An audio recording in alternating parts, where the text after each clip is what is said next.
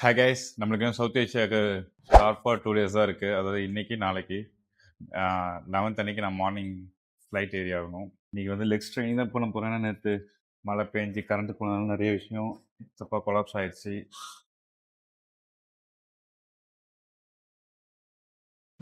First எடுத்தோடனே ஸ்மித்தில் squats,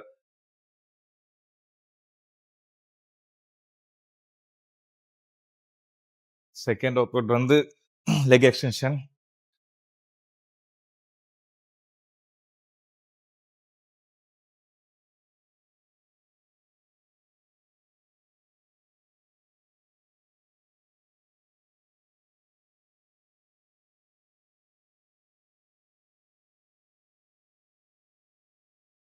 hey guys, evening session work start பண்ண போகிறோம். அதுக்கு முன்னாடி பானஸ் கிச்சன்லேருந்து நம்மளுக்கு சப்பாத்தி, சிக்கன் அண்ட் தென் கொஞ்சம் குக்கும்பர்ஸ் கொடுத்துருக்காங்க.